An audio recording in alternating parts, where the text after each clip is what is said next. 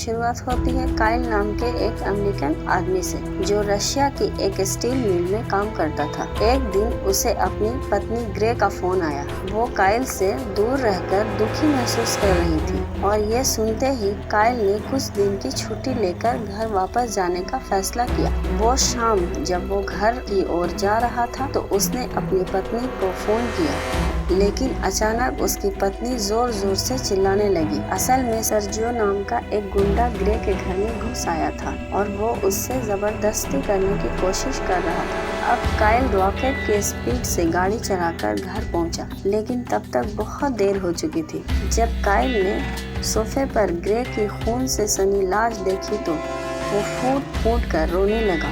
तभी अचानक वो हमलावर पीछे से काइल की ओर बढ़ा। उसने एक ही पल में काइल के सर पर जोरदार वार किया और सड़क की ओर भाग निकला। अब काइल भी पूरी तेजी से उसके पीछे भागा और दोनों में भयंकर लड़ाई शुरू हो गई। लेकिन जल्द ही उन दोनों को पुलिस ने गिरफ्तार कर लिया और उन्हें कोर्ट के सामने पेश किया गया। पर सर्जियो ने तो जज को भी खरीद लिया था, इसलिए कोर्ट ने उसे निर्दोष घोषित कर दिया।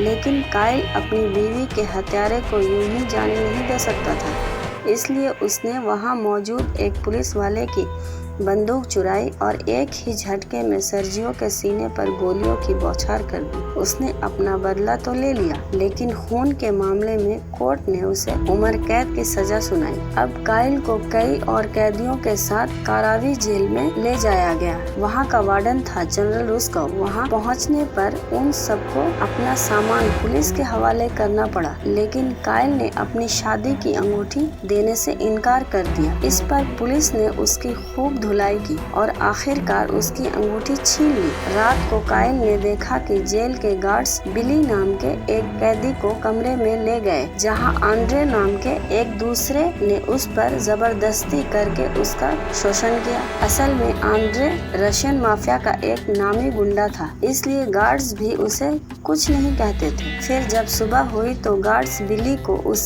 कमरे से बाहर ले आए और आंद्रे आराम से जाकर बाकी कैदियों की लाइन में लग गया, मानो उसने कोई गुनाह किया ही न हो। तभी अचानक उसने काइल को भी बेइज्जत किया और फिर दोनों में हाथापाई शुरू हो गई। अंत में गार्ड्स ने काइल को एक सुनसान कमरे में बंद कर दिया, जहां चारों ओर गंदी नालियां बह रही। वहां कुछ दिन बिताने के बाद काइल जिंदगी से तंग आ चुका था, लेकिन अचानक से वो हसीन पल याद आए जो उसने अपनी पत्नी के साथ गुजारे थे। एक बार फिर से उसमें जीने की इच्छा जाग उठी। कुछ दिन बाद काइल को एक दूसरे कमरे में भेजा गया, जहां से उसे कैदी नंबर 451 के साथ रहना था। 451 अपने साथ रहने वाले पिछले 3 कैदियों को मार चुका था। काइल इस बात को सुनकर थोड़ा घबराया, लेकिन उसने कुछ कहा नहीं। फिर एक दिन काइल का साला उससे मिलने आया और उसने कहा भी कि आप चिंता मत करना, मैं आपको यहाँ से निकालने की पूरी कोशिश कर रहा हूँ। लेकिन तब तक के लिए उसने हिदायत दी कि गार्ड्स को थोड़ी रिश्वत दे दो ताकि आसानी से तुम्हें जीने दे यहाँ पर। खैर, अगले दिन काइल की मुलाकात बिली से हुई और उसने कहा कि वो यहाँ 18 महीने की सजा काट रहा है। तभी वहाँ मालिकाई नाम का एक कैदी आया जो व्हील चेयर पर था। उसने काइल को बताया कि कैसे यहाँ कई कैदियों ने यहाँ अपनी गैंग्स बना रखी है और रशियन माफिया का भी इस जेल में दबदबा है। खैर, जैसे जैसे समय बीता काइल वहाँ की जिंदगी में ढल गया। एक रात उसने एक बुरा सपना देखा जिसमें सर्जियो उसकी पत्नी पर हमला कर रहा था और वो तेज तेज सांसें लेने लगा। इससे 451 को बहुत गुस्सा आ गया और उसने गुस्से में काइल का गला ही दबा दिया। काइल घबरा गया और उसने अगले दिन गार्ड को रिश्वत देकर अपना कमरा बदलवाने की कोशिश की, लेकिन वो अमेरिकन था, इसलिए गार्ड्स ने उससे और ज्यादा पैसे मांगे। खैर, कुछ दिन बाद जेल में फाइटिंग के मुकाबले करवाए गए। मालिकाई ने काइल को बताया कि जनरल रुस्कोव इन मुकाबलों में सट्टा लगाकर पैसे कमाता है। फिर मुकाबला शुरू हुआ और आंद्रे ने अपने विरोधी को कुछ ही पलों में ढेर कर दिया। फिर कुछ दिन बाद सभी कैदियों को मजदूरी के लिए ले जाया गया। यहाँ रशियन गैंग के गुंडे ने काइल को फंसाने का प्लान बनाया। उन्होंने उन्होंने काइल पर उन्हें अंग्रेजी में गालियां देने का इल्जाम लगाया। ये सुनकर गार्ड ने उन्हें अपना बदला लेने की इजाजत दे दी और फिर सभी गुंडों ने मिलकर काइल की बहुत पिटाई। इसके बाद गार्ड ने एक बार फिर से गंदी नाली वाले कमरे में कैद कर दिया। यहाँ उसे पास के कमरे से अजीबो गरीब आवाजें सुनाई देने लगी, पर अब काइल दीवार पीटने के सिवा कुछ नहीं कर सकता था। पूरी 1 महीने बाद काइल को यहाँ से बाहर निकाला गया और अब वो एकदम बदल चुका था। उसके बाल और दाढ़ी बढ़ गए थे। कुछ ही दिनों में जेल का माहौल बिगड़ने लगा क्योंकि कैदी अक्सर लड़ाई करके एक दूसरे को मारने लगे थे। फिर एक दिन वो मजदूरी कर रहे थे तो अचानक वहाँ गार्ड्स पर बम से हमला हो गया। इस मौके का फायदा उठाकर बिली अपने साथी के साथ भाग निकला, लेकिन पीछे से गार्ड्स ने उसके साथी को गोली मार दी और बिली को फिर से पकड़ लिया। उधर काइल को आंद्रे और उसकी गैंग अक्सर परेशान करते थे, इसलिए उसने जमकर कसरत करनी शुरू कर दी। इसके बाद अगले मुकाबले में काइल का सामना आंद्रे से हुआ। आंद्रे उससे काफी ताकतवर था, इसलिए वह काइल को भिगो कर पीटने लगा। लेकिन जल्द ही काइल ने कड़ी मेहनत ने रंग दिखाया और उसने अचानक से आंद्रे की गर्दन कुछ इस तरह मुड़ी, उसकी मौके पर ही मौत हो गई। यह देखकर वहाँ खड़े सभी कैदी भी सोच में पड़ गए। इस मुकाबले के बाद तो काइल के अंदर पूरा जोश भर गया और आने वाले सभी मुकाबले में उसने अपने अपोनेंट को धूल चटा दी। जल्द ही पूरी जेल में सभी लोग उसकी इज्जत करने लगे। धीरे धीरे वह इतना खूंखार हो गया कि अब वह जिससे भी मुकाबला करता वह जान से जाता था। काइल का यह रूप देखकर मैल्कम और बिली को थोड़ी चिंता होने लगी। खैर, एक दिन बिली ने सबसे तंग आकर एक बार फिर से भागने की कोशिश की, लेकिन इस बार मालिकाई ने उसे धोखा दे दिया। असल में उसने अपने जख्मों पर लगाने के लिए दवाई के लालच में गार्ड्स को बिली के भागने की खबर दे दी थी। फिर जैसे ही बिली पकड़ा गया तो गार्ड्स ने वालिया नाम के एक फाइटर के साथ बंद कर दिया। वह बिली से कहने लगा कि देख, मैं आदमी हूँ, आदमी से प्यार करता हूँ, तुझे भी करूँगा, चाहे तू माने या न माने। लेकिन अचानक बिली ने गुस्से में आकर उसके मुंह पर थूक दिया, लेकिन यह हरकत उसे बहुत भारी पड़ी। वालिया ने बिली को पीट कर अधमरा कर दिया। अगली सुबह जब काइल ने बिली को देखा तो यह अपनी आखिरी सांसें ले रहा था, लेकिन मरने से पहले बिली ने उसे समझाया कि तुम्हारे गुस्से के पीछे भी कोई अच्छा कारण होना चाहिए। यह सुनकर काइल को एहसास हुआ कि उसे अपने मन की शांति के लिए लड़ना होगा, इसलिए उसने आने वाले किसी भी मुकाबले में हिस्सा लेने से मना कर दिया। इससे गार्ड को,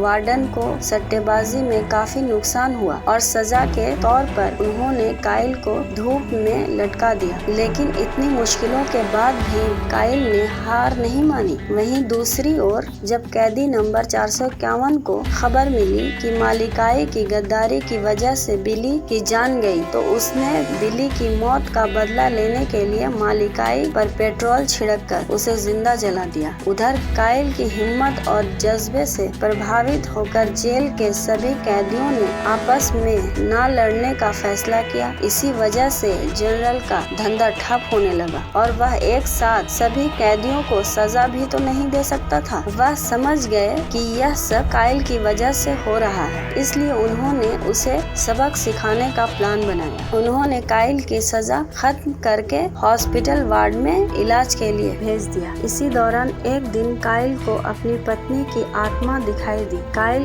उसे देखकर कहने लगा कि वह उसे बहुत प्यार करता है, तो ग्रे ने उसे समझाया कि मैं तुम्हारी याद के रूप में हमेशा जिंदा रहूंगी। फिर बाद में जनरल रस्को अपने प्लान के मुताबिक काइल से मिलने आया और उससे जबरदस्ती आखिरी लड़ाई लड़ने को कहा। इस बार उसका मुकाबला था जिसे वो किसी जानवर से कम नहीं था। वो इतना खूंखार था कि उसे आम कैदियों से दूर एक अलग कमरे में बेड़ियों से बांध कर रखा जाता था। असल में मिलॉक वही कैदी था जिसकी आवाज काइल ने उस सुनसान कमरे में सुनी थी। खैर, फिर मुकाबला शुरू हुआ और मिलोक ने काइल को पटक पटक कर उसका कीमा बना दिया। अब मिलोक उसकी जान लेने ही वाला था कि काइल अचानक दरवाजा पीटने लगा। अब मिलोक पहचान गया और उसने काइल को गले लगा लिया। असल में काइल इकलौता ऐसा आदमी था जिसने उस कमरे में कैद मिलोक से बात करने की कोशिश की थी, लेकिन यह देखकर गार्ड्स तिलमिला उठा और उसने दोनों को लड़ने के लिए कहा। पर काइल कहने लगा कि चाहे मेरी छाती में गोली मार दो, लेकिन अब मैं हरगिज नहीं लड़ूंगा। अब गार्ड्स काइल पर गोली चलाने ही वाला था कि अचानक मिलोक ऑफिसर्स पर हमला कर दिया। जल्द ही जेल के कैदियों ने मिलकर तख्ता पलटने के लिए गार्ड्स पर हमला बोला। मौके का फायदा उठाकर काइल ने कई कैदियों को आजाद किया और चारों ओर हाहाकार मच गया, लेकिन इसी दौरान गार्ड्स ने मिलकर मिलोक को मार डाला और काइल ने भारी मन से उसे अलविदा कहा। जल्द ही जेल में पुलिस फोर्स आई और आखिरकार उन्होंने फिर से उसको कमरे में कैद कर दिया। अब कैदी नंबर 451 के साथ काइल था, तो उसने 451 को अपनी कहानी बताई कि उसकी पत्नी के साथ क्या हुआ था और फिर वो यहाँ तक कैसे पहुँचा। उसकी कहानी सुनकर 451 ने कहा कि वो जेल से भागने में काइल की मदद कर सकता है। इसके बाद 451 ने काइल को कुछ कागजात दिखाए। असल में उनके अंदर कारावी जेल में पिछले 20 साल में हुई कत्लेआम और काले धंधे के सबूत थे। उसमें काइल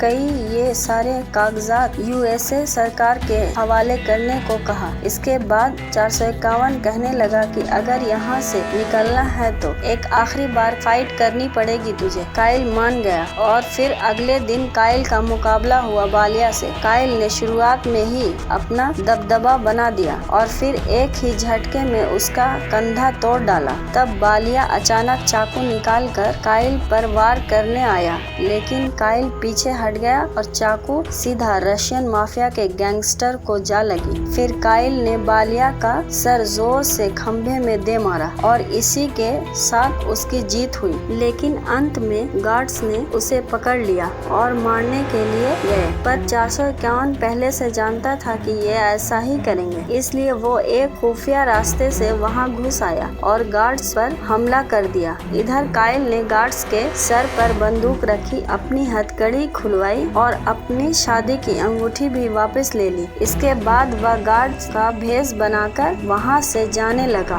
और उसने 451 को भी अपने साथ चलने को कहा। लेकिन 451 ने कहा कि मैं सिर्फ इतना चाहता हूं कि इस जेल का सच पूरी दुनिया के सामने आए। आखिरकार काइल पुलिस वाला बनकर जेल से बाहर निकल गया और इधर 451 ने जनरल रस्को को मारकर उसे उसके पापों की सजा दी। आखिरकार काइल सुरक्षित अपने शहर पहुंच गया और फिर उसकी बदौलत कारावी जेल का सच पूरी दुनिया के सामने आ गया। आखिरकार उस जेल को बंद कर दिया गया और सभी बेकसूर कैदी रिहा हो गए। अगर वीडियो पसंद आए तो लाइक कर देना, चैनल को सब्सक्राइब कर देना। Thank you.